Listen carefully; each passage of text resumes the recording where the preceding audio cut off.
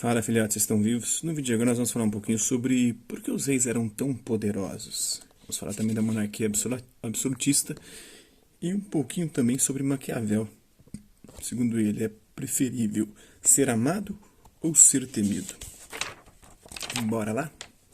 Luís XIV, filho de Luís XIII, também recebeu milhares de súditos doentes para curá-los com o seu toque mágico. Eles acreditavam que o toque mágico de um rei tinha o poder de curar, poder curandeiro. Foi o mais importante rei francês de todos os tempos. Perguntado em certa ocasião sobre o que era o Estado, Luís XIV teria respondido: L'État c'est moi, ou seja, o Estado sou eu. E o que é o Estado? É o conjunto de instituições que compõem o poder maior de um determinado território, ou país, monarquia, república, império, incluindo a administração civil e militar.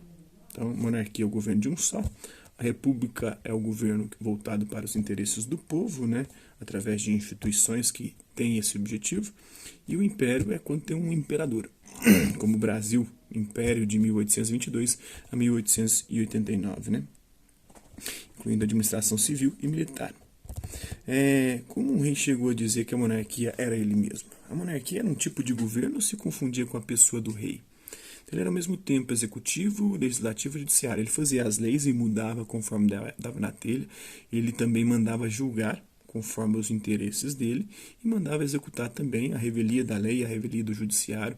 Ele mandava e desmandava, no final das contas. Antes de tudo, os reis da Idade Moderna chefiavam monarquias, regimes em que o poder era vitalício, ou seja, que durava a vida inteira, e hereditário também, ou seja, que se transmite por sucessão ou herança de pai para filhos ou outros descendentes. Então eram as dinastias reais, os filhos herdavam o trono dos pais. O rei só deixa o poder quando morre, quando se constata doença grave que o impeça de governar ou quando abdica. O que é abdicar? É renunciar, desistir por vontade própria. Acontecia também. Assim como acontece com o Papa. O Papa abdicou do poder da igreja, o Bento XVI, e assumiu o Papa Francisco, Assim era uma espécie de também poder hereditário, o poder da igreja. Não é um poder monárquico, não podemos dizer monárquico, porque não funciona como as instituições políticas modernas, a igreja, mas tem algumas similaridades, como essa questão não da hereditariedade, mas da vitalicidade. Então assim era a Idade Moderna e permanece as monarquias de hoje, como o caso da Inglaterra, da Holanda, da Espanha, só para citar alguns exemplos. Quando deixam o trono, os reis são sucedidos pelo filho mais velho, como na França ou na Espanha. Em alguns reinos, a filha mais velha pode assumir o poder como rainha, o que aconteceu com a Inglaterra, a rainha Elizabeth II. Tem algumas obras que mostram esse período, que é o período das monarquias absolutistas. Um clássico da literatura é Os Três Mosqueteiros, do Alexandre Dumas. D'Artagnan quer ser o mosqueteiro do rei e vai a Paris em busca do seu sonho. Lá conhece Athos, Porthos e Aramis, que seguem o lema um por todos e todos por um. O jovem se junta a eles para ajudar a rainha a escapar de uma armadilha arquitetada pelo cardeal Richelieu, político e primeiro-ministro do rei Luís XIII da França, no período anterior ao Luís XIV. O Luís XIII seria o pai do Luís XIV, o famoso Rei Sol. Se comparados aos reis medievais, os reis da Idade Moderna eram tão poderosos que ficaram conhecidos como monarcas absolutistas. Os reis no período medieval eles tinham um poder bem limitado. Os senhores feudais tinham um poder muito maior dentro do seu feudo do que o próprio rei dentro do seu território. Eles concentravam todo o poder nas suas mãos, faziam leis, mandavam no governo, julgavam seus súditos. Na Idade Média, os reis compartilhavam poder com os nobres, senhores de feudos, duques, condes, marqueses. Em vários casos, os nobres eram mais poderosos que os próprios reis, pois tinham um número maior de vassalos. Cavaleiros, o que são vassalos? Eram cavaleiros prontos a servir em guerras, que submetiam ao rei ali, ou a um senhor feudal, ou a um nobre, para poder ter o direito a um pedaço de terra, ou ter a ele doado algumas terras. Ele se torna um vassalo do rei e tem que ajudar o rei ou esse nobre nas guerras.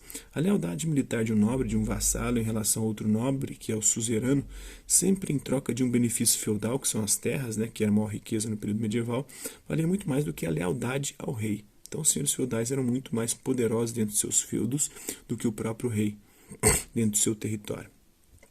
Na Idade Moderna, ao contrário, os nobres foram submetidos aos reis. A nobreza foi submetida aos reis com poder absolutista. E os senhores feudais também. Mas como ocorreu essa mudança? Você já ouviu falar que absolutismo é o nome que se dá a um regime monárquico, né? Caracterizado pela centralização do poder e a concentração do governo nas mãos dos reis? Ou seja, o poder absoluto está nas mãos dos reis. Ele é o poder executivo, legislativo e judiciário. Ele manda e desmanda. L'État c'est moi, como dizia Luís XIV, do Rei Sol. O Estado sou eu. Vamos falar agora um pouquinho sobre o Maquiavel, né? Considerado o maior pensador político do século XVI, um dos maiores de todos os tempos no Ocidente, Nicolau Maquiavel acreditava que o poder dos reis deveria estar acima de tudo e de todos, inclusive da Igreja Católica. Ele queria um Estado forte e unificado para a Itália, mas ele é defensor de uma república, né? Ele vai refletir sobre a primeira década de Tito Livre no seu Príncipe e fica parecendo que ele era defensor da monarquia absolutista, mas não era. Seu principal livro, O Príncipe, foi escrito, ele queria usar o príncipe, o governante, o monarca, com poderes absolutos, para poder fazer a unificação do território italiano. Depois disso, né, o governo deveria funcionar como uma república de acordo com os interesses e atendendo à vontade do povo, né, e os anseios e as necessidades do povo. Seu principal livro, O Príncipe, foi escrito em 1513 como um manual para aconselhar o nobre italiano Lorenzo de Médici. Inclusive tem uma série Netflix dos Médici, né? Que mostra esse período de Maquiavel. Entretanto, só foi publicado em 1532, 5 anos depois da morte de Maquiavel, porque era um livro polêmico que poderia ir para a censura da igreja, para o index, e ele ser perseguido, poderia até ser preso pela Inquisição. Ao escrever sobre os sentimentos que os príncipes ou os reis deveriam inspirar no povo, Maquiavel levantou um grande dilema. Vale mais o rei ser amado ou que temido, ou mais temido que amado? Então vamos ler a seguir o que o próprio Maquiavel respondeu na sua obra O Príncipe, né? Ambas as coisas seriam de desejar. Seria desejável que o príncipe fosse tanto temido quanto amado. Mas porque é difícil juntá-las, é muito mais seguro ser temido que amado, quando haja de faltar uma das duas. Porque dos homens se pode dizer, de uma maneira geral, que são ingratos, né? Eles te amam agora, mas daqui a pouco eles não te amam mais se você fizer algo que os desagrada, né? Eles vão ter ingratidão. São volúveis, mudam a todo momento. E simuladores, fingem também, mentem, né? Covardes, quando você precisa deles, eles te abandonam, né?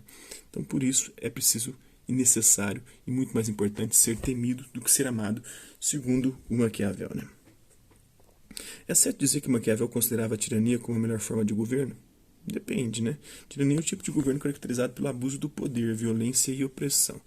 O governante deveria usar desse expediente, mas é só até conquistar o poder, né? E para manter o poder deveria também ser um tirano, mas o seu governo deveria ser orientado para uma república que buscasse atender às necessidades e os interesses, as vontades do povo, né?